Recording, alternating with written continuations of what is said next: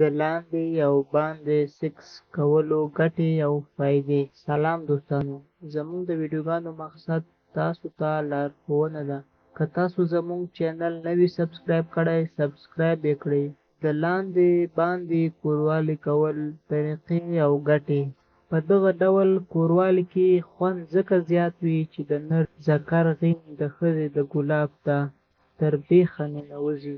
ښځې ته هغه وخت زیات خوند ورکوي چې پښې یې پرې اوچتې کړئ او تر کناټو لاندې یې بالښت هم کېږدئ تر څو ګلاب یې مخې ته راوځي.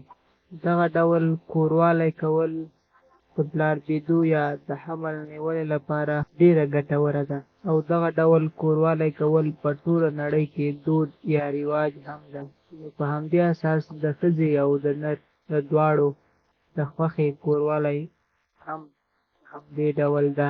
په دغه ډول کوروالي کې داسې چې ښځه ورته پرته وي، ملا یې پر ځمکه لګېدلې وي او نر پرې د پاسه سپور وي. په دغه سکس کې خوند ځکه زیات وي چې خاوند او مېرمن خوله په خوله، سینه پر سینه او ټوپک پر مورچه وي. او بل په دغه طریقه کې یې خوځښت ډېر په اسانه ترسره کېږي. ټولې مېرمنې یو شان نه وي، ځینې زیات، ځینې کم او بیا ځینې برابر دروندوالی خوښوي. په دغه ډول سکس کولو کې سړی د ګونډو او لاسونو په مټ په خپل واک کې وي چې څومره دروندوالی ښځه خوښوي هغومره ترې اخیستلی شي.